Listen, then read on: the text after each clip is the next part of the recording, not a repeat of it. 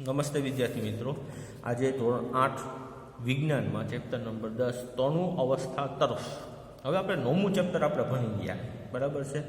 9મું chapter છે એ આપણે કયું ભણી ગયા આપણે ખબર છે, બરાબર છે. તો હવે 9મા ચેપ્ટરની આપણે વાત કરીએ તો એની ઉપરથી જ આપણે આ 10મું ચેપ્ટર આપણે ભણવાનું થાય છે, બરાબર છે. તો 9મું ચેપ્ટર શું હતું? પ્રાણીઓમાં પ્રજનન, બરાબર. જ્યારે તમે આગળ આવશો 9મા ધોરણમાં, બરાબર, તો આનાથી પણ વિશેષ તમારે ભણવાનું થશે. અગાઉના પ્રકરણમાં તમે અભ્યાસ કર્યો કે પ્રાણીઓ કેવી રીતે પ્રજનન કરે. મનુષ્ય તેમજ ઘણા બધા અન્ય પ્રાણીઓ એક નિશ્ચિત આયુષ્ય સુધી પહોંચ્યા પછી જ પ્રજનન કરે. મનુષ્ય એક નિશ્ચિત આયુષ્ય પછી કેમ પ્રજનન કરી શકે છે? આ પ્રકરણમાં તમે માનવ શરીરમાં થતા એવા પરિવર્તનનો અભ્યાસ કરશો કે જેના પછી તે પ્રજનન માટે સક્ષમ બને છે. ધોરણ 9માં તમે મનુષ્યના પ્રજનન અંગો વિશે અભ્યાસ કરી ચૂક્યા. પ્રકરણ 9માં આ પ્રકરણમાં આપણે એવા અંતઃસ્ત્રાવો વિશે ચર્ચા કરશું કે જે બાળકમાં થનારા પરિવર્તનોમાં મહત્વની ભૂમિકા ભજવે છે, જેના કારણે બાળકનો વિકાસ થઈ પુખ્ત બની જાય છે. પહેલો પોઈન્ટ, તરુણા અવસ્થા તેમજ યૌવના ભ્રમ, બરાબર. હવે નોર્મલી રીતે શું કહે છે કે જન્મના સમયથી જ વૃદ્ધિ ચાલુ થઈ જાય છે, પરંતુ 10 કે 11 વર્ષ આયુષ્ય પછી વૃદ્ધિમાં એકાએક ઝડપ આવી જાય છે. વૃદ્ધિ દેખાવા લાગે છે. શરીરમાં થનારા પરિવર્તન વૃદ્ધિ પ્રક્રિયાનો એક ભાગ છે. તે એ બાબતનો સંકેત છે કે તમે હવે બાળક નથી રહ્યા, પરંતુ તમે પુખ્તાવસ્થામાં પ્રવેશવા તરફ જઈ રહ્યા છો. વૃદ્ધિ એક કુદરતી પ્રક્રિયા છે. જીવનકાળની આ અવસ્થામાં શરીરમાં એવા પરિવર્તન થઈને પ્રજનનની પરિપક્વતા પ્રાપ્ત થાય છે જેને તરુણ અવસ્થા કહેવામાં આવે છે. તરુણ અવસ્થા લગભગ 11 વર્ષથી ઉંમરથી પ્રારંભ થઈને 18 અથવા 19 વર્ષ ઉંમર સુધી રહે છે. આ અવધિ તરુણ 13 થી 18 કે 19 સુધીની ઉંમર કહેવાતી હોવાથી તે અવસ્થાના બાળકોને તરુણો પણ કહેવામાં આવે છે. છોકરીઓમાં આ અવસ્થા છોકરાઓની સાપેક્ષે 1-2 વર્ષ પહેલાં જ પ્રારંભ થઈ જાય છે. તરુણ અવસ્થાની અવધિ વ્યક્તિઓમાં જુદી જુદી હોય છે. તરુણ અવસ્થા દરમિયાન મનુષ્યના શરીર અનેક બદલાવ આવે છે. આ બદલાવ યૌવનનો સંકેત છે. તેમાંથી સૌથી મહત્વનું પરિવર્તન છે છોકરા તેમજ છોકરીઓના પ્રજનન ક્ષમતાનો વિકાસ. તરુણો પ્રજનન પરિપક્વતાની સાથે યૌવનરમ સમાપ્ત થઈ જાય છે. હવે યૌવનમાં થતા ફેરફારની ચર્ચા કરીએ તો કે પહેલો ફેરફાર ઊંચાઈમાં વધારો. ઊંચાઈમાં એકાએક વધારો યૌવન દરમિયાન થતો સૌથી મોટો દેખાતો બદલાવ છે. આ સમયે શરીરના લાંબા હાડકાઓ તેમજ હાથ અને પગના હાડકાઓની લંબાઈમાં વધારો થાય છે, જે વ્યક્તિને ઊંચો બનાવે છે. શરૂઆતમાં છોકરીઓ છોકરાઓની સરખામણીમાં વધારે ઝડપથી વધે છે, પરંતુ લગભગ 18 વર્ષની ઉંમર સુધી બંને પોતાની મહત્તમ ઊંચાઈ પ્રાપ્ત કરી લે છે. અલગ અલગ વ્યક્તિઓની ઊંચાઈમાં વૃદ્ધિનો દર પણ જુદો જુદો હોય છે. કેટલાકમાં યૌવનમાં તીવ્ર ગતિથી વધે છે તથા ત્યાર પછી તેની ગતિ ધીમી પડી જાય છે, જ્યારે કેટલાક ધીમે ધીમે વૃદ્ધિ કરે છે.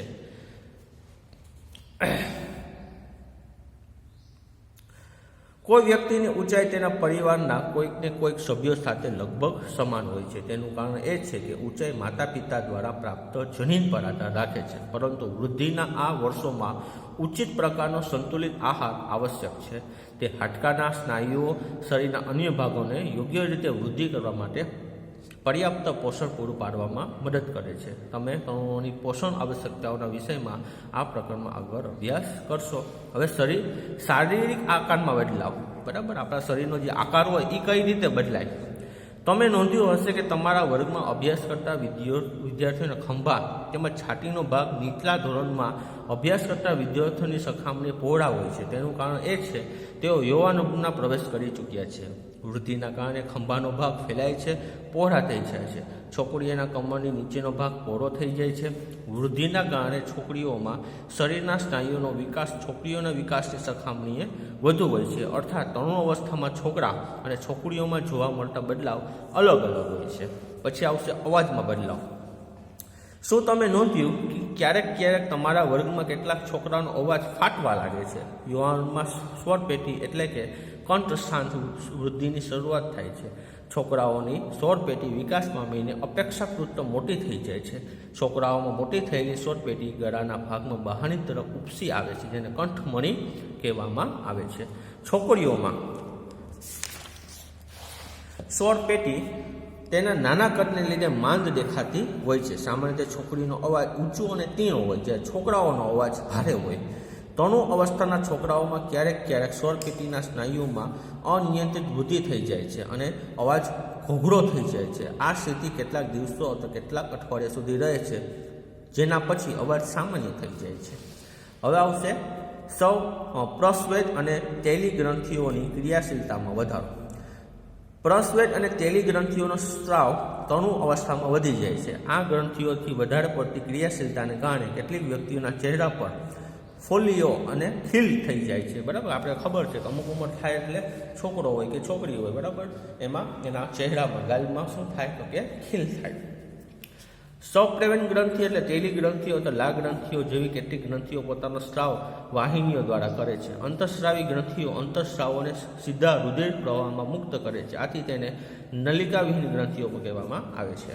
હવે પ્રજનન અંગોનો વિકાસ એની ચર્ચા કરીએ. અગાઉના પ્રકરણમાં આકૃતિ 9.1 તેમજ 9.2 દર્શાવવામાં આવેલ માનવ પ્રજનન અંગોનો અભ્યાસ કર્યો. યૌવનમાં નર પ્રજનન અંગો જેવા કે શુક્રપિંડ તેમજ સ્નિગ્ધ પૂર્ણતઃ વિકસિત થઈ જાય છે. શુક્રપિંડમાંથી શુક્રકોષનું ઉત્પાદન શરૂ થઈ જાય છે. છોકરીઓમાં અંડપિંડ કદમાં વધે છે તથા અંડકોષો પરિપક્વ થવા લાગે છે.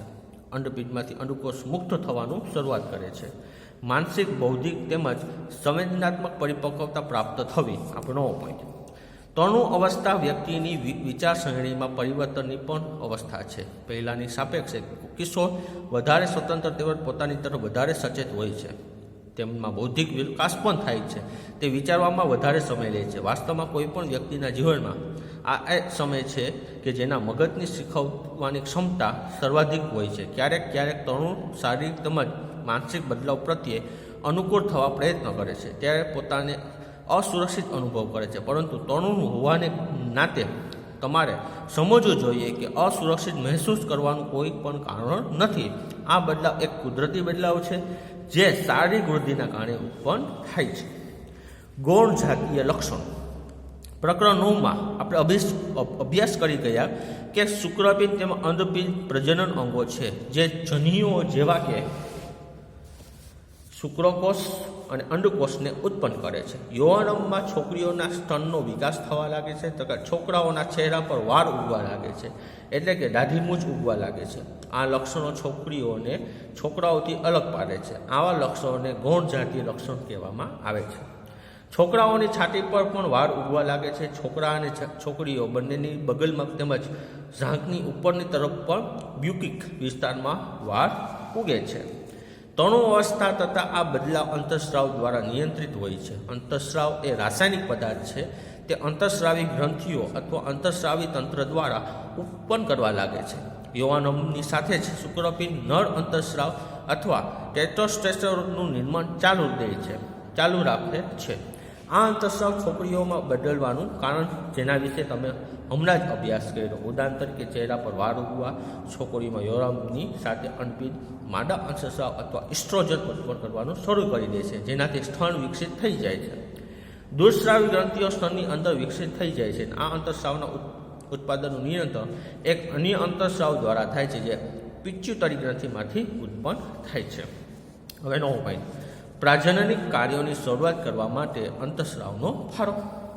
અંતઃસ્રાવી ગ્રંથિઓ અંતઃસ્રાવને રુધિરમાં સીધા ઠાલવે છે, જેનાથી તે શરીરના વિવિધ ભાગ અથવા લક્ષ્યાંક સ્થળ સુધી પહોંચાડી શકે છે. લક્ષ્યાંક સ્થળ અંતઃસ્રાવ સાથે પ્રતિક્રિયા કરે છે અને આપણા શરીરમાં અનેક અંતઃસ્રાવી ગ્રંથિઓ કે નલિકા વિહીન ગ્રંથિઓ છે. શુક્રપિંડ તેમજ અંડપિંડ જાતીય અંતઃસ્રાવોને ઉત્પન્ન કરે છે.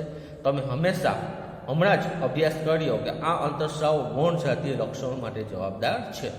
જાતીય અંતઃસ્રાવમાં પિચ્યુટરી ગ્રંથિ દ્વારા સ્રાવિત અંતઃસ્રાવના નિયંત્રણમાં હોય છે. પિચ્યુટરી ગ્રંથિ અનેક અંતઃસ્રાવ ઉત્પન્ન કરે છે, જેમાંથી એક અંતઃસ્રાવ અંડપિંડમાં, અંડકોષ તેમજ શુક્રપિંડમાં શુક્રકોષના પરિપક્વને નિયંત્રણ કરે છે. આગળ ચર્ચા કરીએ. હવે આવશે મનુષ્યમાં પ્રજનન કાળની અવધિ. જ્યારે તરુણોના શુક્રપિંડ તથા અંડપિંડ જન્યુઓ ઉત્પન્ન કરવા લાગે છે ત્યારે પ્રજનન યોગ્ય થઈ જાય છે. જન્યુઓની પરિપક્વતા તેમજ ઉત્પાદનની ક્ષમતા પુરુષોમાં સ્ત્રીઓની સરખામણીમાં વધારે હોય છે. સ્ત્રીઓમાં પ્રજનન અવસ્થાનો પ્રારંભ યૌવનમ 10 થી 12 વર્ષની ઉંમરથી થઈ જાય છે, તો સામાન્ય રીતે 45 થી 50 વર્ષની ઉંમર સુધી ચાલ્યા કરે છે. યૌવનમની અંડકોષ પરિપક્વ થવા લાગે છે.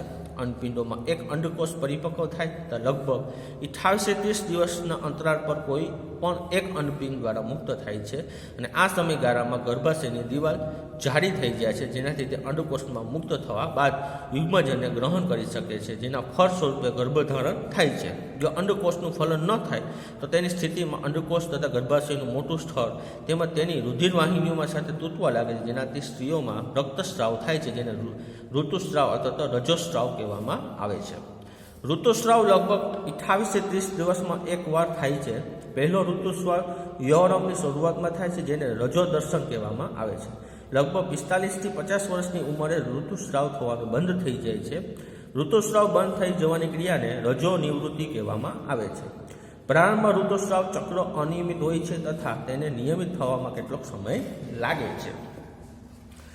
ઋતુસ્રાવ ચક્રનું નિયંત્રણ અંતઃસ્રાવો દ્વારા થાય છે. આ ચક્રમાં અંડકોષનું પરિપક્વ થવું, તેનું મુક્ત થવું, ગર્ભાશયની દિવાલનું જાડું થવું તેમજ ફલન ન થવાની સ્થિતિમાં તેનું તૂટવું વગેરે સમાવેશ થાય છે. જો અંડકોષનું ફલન થઈ જાય તો તેને વિભાજિત કરે છે તથા ગર્ભાશયના વિકાસ થવા માટે સ્થાપિત થાય છે, જેનો તમે અગાઉના 9મા ધોરણમાં અભ્યાસ કર્યો. હવે છોકરો કે છોકરી, બરાબર, ગમે ધારો કે ગર્ભાશય ધારણ કરે તો છોકરો આવશે કે છોકરી આવશે એ કેમ અનુમાન કરી શકાય? બરાબર, તો કઈ રીતે એ છોકરોનો જન્મ થાય કે છોકરીનો જન્મ થાય, બરાબર છે, એની થોડીક ચર્ચા કરીએ. ફલિત અંડકોષ અથવા યુગ્મજનના જન્મ લેનાર બાળકના લિંગ નિશ્ચય માટેનો સંદેશ છે. આ સંદેશ ફલિત અંડકોષમાં છોકરી જેવી રચના અથવા રંગસૂત્રોમાં હાજર હોય છે. પ્રકરણ 8ને યાદ કરો. રંગસૂત્રો પ્રત્યેક કોષના કોષ કેન્દ્રમાં આવેલા હોય છે. બધા જ મનુષ્યના કોષના કોષ કેન્દ્રમાં 23 જોડ રંગસૂત્ર આવેલું હોય છે. કેટલા કોષ કેન્દ્રમાં કેટલા? 23 જોડ હોય, બરાબર છે. તેમાંથી 2 રંગસૂત્રો એટલે એક જોડ લિંગી રંગસૂત્રો હોય, જેને એક્સ તેમજ વાય રંગસૂત્ર કહેવામાં આવે છે. સ્ત્રીઓમાં 2 એક્સ રંગસૂત્ર આવેલા, જ્યારે પુરુષમાં એક રંગસૂત્ર એક્સ અને બીજું વાય રંગસૂત્ર હોય છે. જનન કોષો એટલે કે શુક્રકોષ અથવા તો અંડકોષમાં રંગસૂત્રોની એક જોડ હોય છે. અફલિત અંડકોષમાં હંમેશા એક્સ રંગસૂત્ર આવેલું હોય છે, પરંતુ શુક્રકોષો 2 પ્રકારના હોય છે, જેમાંથી એક પ્રકારનું શુક્રકોષ એક્સ રંગસૂત્ર તેમજ બીજા પ્રકારના શુક્રકોષમાં વાય રંગસૂત્ર આવેલા છે. આકૃતિ 10.4, બરાબર છે. આ શુક્રકોષમાં તમે વાત કરો તો એક રંગસૂત્ર એક્સનું હોય, એક સૂત્ર વાયનું હોય, બરાબર. હવે માદામાં તો અંડકોષમાં તો જે જોડ હોય એ તો BXX જ હોય, બરાબર. તો જો શુક્રકોષના જે વાય અને એક્સ જો વાય સાથે જોડાશે તો શું આવશે? તો કે છોકરોનો જન્મ થશે, અને XX જોડાશે તો છોકરીનો જન્મ થશે. સમજી ગયા વસ્તુ? આની સાથે એવું એટલે XY થયું એટલે છોકરો ને XX થયું તો છોકરી. આ 2 X છોકરીના છે ને આ છે એ છોકરાઓના છે, બરાબર. એને રંગસૂત્રોની વાત કરીએ. રંગસૂત્રો ઉપરથી નક્કી થાય કે જન્મ છોકરાનો થશે કે છોકરીનો થશે. આકૃતિ 10.4ને જુઓ. જ્યારે એક રંગસૂત્ર વાળો શુક્રકોષ અંડકોષનું ફલન કરે છે તો યુગ્મજનનમાં 2 એક્સ રંગસૂત્રો થાય છે. તેથી તે માદા શિશુમાં વિકાસ પામે છે. પરંતુ જો અંડકોષનું ફલન કરવાવાળા શુક્રકોષમાં વાય રંગસૂત્ર હશે તો તે યુગ્મજન નર શિશુમાં વિકાસ પામે છે. તેમાં નર નામાં માદા. હવે તમે જાણ્યું હશે કે જન્મ પહેલા શિશુના લિંગનું નિશ્ચય તેના પિતાના લિંગી રંગસૂત્રો દ્વારા કરવામાં આવે છે. એ ધારણા હતી કે બાળકનું લિંગ તેની માતા દ્વારા નક્કી કરવામાં આવે છે, સંપૂર્ણ ખોટી વાત છે, અને આ માટે તેને દોષિત માનવી અયોગ્ય છે. હવે લિંગી અંતઃસ્રાવો સિવાય અન્ય અંતઃસ્રાવની ચર્ચા કરીએ, બરાબર. આપણા શરીરમાં કઈ ગ્રંથિઓ છે કે જે અંતઃસ્રાવ ઉત્પન્ન કરે ને જે આપણા શરીરના વિકાસ માટે શું છે? મહત્વના છે. આકૃતિ 10.3, બરાબર, નું પુનઃ અવલોકન કરો. પિચ્યુટરી ગ્રંથિ દ્વારા અંતઃસ્રાવો જનનાંગોને અનેક અંતઃસ્રાવો ઉત્પન્ન કરવા માટે ઉત્તેજિત કરે છે. તમે અભ્યાસ કરી ચૂક્યા છો કે પિચ્યુટરી ગ્રંથિ એક અંતઃસ્રાવી ગ્રંથિ છે જે મગજ સાથે જોડાયેલી છે. જે આ પિચ્યુટરી ગ્રંથિ છે મગજ સાથે જોડાયેલી હોય, બરાબર. થાઇરોઇડ ગ્રંથિ છે આપણે ગળામાં હોય, એન્ટ્રીનલ ગ્રંથિ છે એ આપણે પેટમાં હોય, બરાબર. સ્વાદુપિંડ એ પણ આપણા પેટમાં હોય, બરાબર. પછી અહીંયા માદામાં અંડપિંડનું સ્થાન, બરાબર, એ પણ શું છે એ માદામાં હોય, એ અહીંયા, બરાબર, જે આપણા કહેવાય ને ગર્ભાશય હોય ત્યાં, બરાબર. અને પુરુષોમાં શુક્રકોષ ક્યાં હોય, બરાબર, તો કે નીચેના ભાગમાં હોય. પિચ્યુટરી ગ્રંથિ, શુક્રપિંડ તેમજ અંડપિંડ સિવાય આપણા શરીરમાં થાઇરોઇડ ગ્રંથિ, સ્વાદુપિંડ તેમજ એન્ડ્રિનલ જેવી કેટલીક અન્ય અંતઃસ્રાવી ગ્રંથિઓ પણ છે. આપણે આકૃતિમાં તમે જોઈ શકો છો, બરાબર. હવે જ્યારે તેની બુઝો અને પહેલીની કંઈક વાત કરે કે જ્યારે તે માસીને ઘરે ગયા તો ડૉક્ટર હતા ત્યારે તેમણે ત્યાં કાકા નામના છોકરાને જોયો જેનું ગળું વધારે પડતું ફૂલેલું હતું. તેની માસીએ તેમને જણાવ્યું કે કાકા ગોઈટર નામના રોગથી પીડાતો હતો, જે થાઇરોઇડ ગ્રંથિનો રોગ છે. કાકાની થાઇરોઇડ ગ્રંથિ થાઇરોક્સિન અંતઃસ્રાવ ઉત્પન્ન કરતી ન હતી. તેમની માસીએ એ પણ જણાવ્યું કે તેમના માસા મધુપ્રમેહ અને ડાયાબિટીસથી પીડાય છે, કારણ કે તેમનું સ્વાદુપિંડ એટલે કે ઇન્સ્યુલિન અંતઃસ્રાવ પર્યાપ્ત માત્રામાં ઉત્પન્ન કરતું નથી. બુઝો તેમજ પહેલીએ તેમના દવાખાનામાં લટકાવેલા ચાર્ટમાં દર્શાવવામાં આવેલ એન્ડ્રિનલ ગ્રંથિ વિશે પૂછ્યું. તેમની માસીએ તેમને જણાવ્યું કે એન્ડ્રિનલ ગ્રંથિ એવા અંતઃસ્રાવ ઉત્પન્ન કરે જે રુધિરમાં ક્ષારની માત્રાને સંતુલિતમાં રાખે. એન્ડ્રિનલ ગ્રંથિ એન્ડ્રેનાલિન નામનો અંતઃસ્રાવ ઉત્પન્ન કરે છે. એન્ડ્રેનાલિન સ્રાવ ગુસ્સો, ચિંતા અને ઉત્તેજનાની અવસ્થામાં તણાવની સ્થિતિએ નિયંત્રણમાં રાખવાનું કાર્ય કરે છે. થાઇરોઇડ એન્ડ્રિનલ ગ્રંથિ પિચ્યુટરી ગ્રંથિ દ્વારા સ્રવિત અંતઃસ્રાવના માધ્યમ દ્વારા મળતા આદેશ અનુસાર જ પોતાના અંતઃસ્રાવોને મુક્ત કરે છે. પિચ્યુટરી ગ્રંથિ વૃદ્ધિ અંતઃસ્રાવ પણ ઉત્પન્ન કરે જે વ્યક્તિની સામાન્ય વૃદ્ધિ માટે જવાબદાર છે. હવે કીટકો અને દેડકામાં જીવનચક્ર પૂર્ણ કરવા માટે અંતઃસ્રાવનો ફાળો. તમે રેશમના કીડા અને દેડકાના જીવનચક્ર વિશે અભ્યાસ કરી ચૂક્યા છો. અને વયસ્ક ફૂડામાં રૂપાંતર થવા સુધી અનેક તબક્કામાંથી પસાર થવું જોઈએ, બરાબર. એ આપણે ધોરણ 7માં આપણે રેશમના કીડાનું જીવનચક્ર આપણે જોયું. તેવા જ પ્રકારે ટેડપોલને પણ પુખ્ત દેડકો બનવા માટે અનેક તબક્કામાંથી પસાર થવું જોઈએ. આપણે 9મા ચેપ્ટરમાં ભણી ગયા. લાર્વામાંથી પુખ્ત બનવામાં આવા પરિવર્તનને કાર્યાંતરણ કહે છે. કીટકોમાં કાર્યાંતરનું નિયંત્રણ કીટ અંતઃસ્રાવો દ્વારા થાય છે. દેડકામાં થાઇરોઇડ દ્વારા સ્રવિત અંતઃસ્રાવ થાઇરોક્સિન વડે તેનું નિયમન થાય છે. થાઇરોક્સિનના ઉત્પાદન માટે પાણીમાં આયોડિનની હાજરી આવશ્યક છે. ટેડપોલ જે પાણીમાં વૃદ્ધિ કરી રહ્યો હોય તેમાં જો પર્યાપ્ત માત્રામાં આયોડિન ન હોય તો ટેડપોલનું પુખ્ત દેડકામાં પરિવર્તન થતું નથી. હવે સ્વાસ્થ્ય ખોરાકની વાત કરે. વ્યક્તિની શારીરિક તેમજ માનસિક તંદુરસ્તી તે વ્યક્તિનું સ્વાસ્થ્ય કહેવાય છે. કોઈપણ ઉંમરની વ્યક્તિના શરીરને સ્વસ્થ રાખવા માટે તેને સંતુલિત આહારની જરૂરિયાત હોય છે. વ્યક્તિએ પોતાના સ્વસ્થતાનું ધ્યાન રાખવું જોઈએ. તેમજ પર્યાપ્ત શારીરિક કસરત પણ કરવી જોઈએ. તરુણ અવસ્થામાં જ્યારે શરીર વૃદ્ધિ કરે ત્યારે ઉપરની બાબત ખાસ આવશ્યક ધ્યાનમાં રાખવાની છે. હવે તરુણની પોષણ આવશ્યકતા. તરુણ અવસ્થા તીવ્ર વૃદ્ધિ તેમજ વિકાસની અવસ્થા છે. આથી કોઈપણ તરુણના આહારનું આયોજન અત્યંત કાળજીપૂર્વક કરવું જોઈએ, બરાબર. એનો અભ્યાસ કરી ગયો જેને સમતુલિત આહાર કહેવાય. સમતુલિત આહારનો અર્થ એ છે કે ખોરાકમાં પ્રોટીન, કાર્બોહાઈડ્રેટ, ચરબી, વિટામિન, ખનિજ ક્ષાર પર્યાપ્ત માત્રામાં આપણને મળે. આપણું ભારતીય ભોજન જેમાં રોટલી, ભાત, દાળ, શાકભાત હોય, બરાબર, એ સંતુલિત આહાર છે. દૂધ પોતે જ એક સંતુલિત આહાર છે. ફળ પણ આપણને પોષણ આપે. શિશુ અને માતાના દૂધમાંથી સંપૂર્ણ પોષણ પ્રાપ્ત થાય જેની તેઓને જરૂરિયાત હોય છે.